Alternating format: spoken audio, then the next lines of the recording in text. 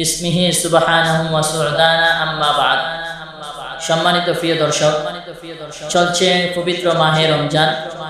এই মাহে রমজানে আমরা বেশি বেশি করে তিনটি আমল করব। এই তিনটি আমল করলে আল্লাহ রাব্বুল আলামিন আমাদের সবাই আমল কবুল করবেন ইনশাআল্লাহ। মুহতারাম হাজিরিন,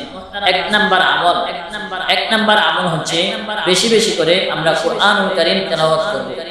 কারণ এই কুরআনুল কারীম হচ্ছে আমাদের শ্রেষ্ঠ কিতাব। এই কুরআনুল কারীম এই মাসেই পবিত্র মাহে রমজানে কুরআনুল কারীম নাযিল হয়েছে।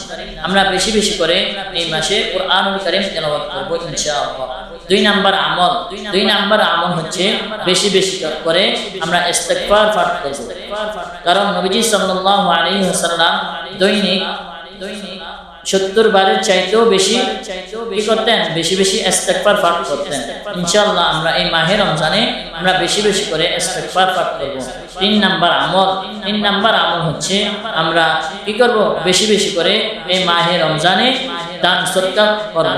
3 নাম্বার আমল হচ্ছে বেশি বেশি করে আমরা দান সদকা করব। কারণ নবীজি বলেছেন, তোমরা যদি বেশি বেশি করে দান সদকা করো তাহলে তোমাদের সমস্ত বিপদ আপদ আল্লাহ রাব্বুল আলামিন মুক্ত করে দিবেন।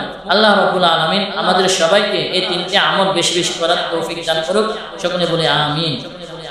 আসসালামু আলাইকুম ওয়া রাহমাতুল্লাহি ওয়া বারাকাতুহু।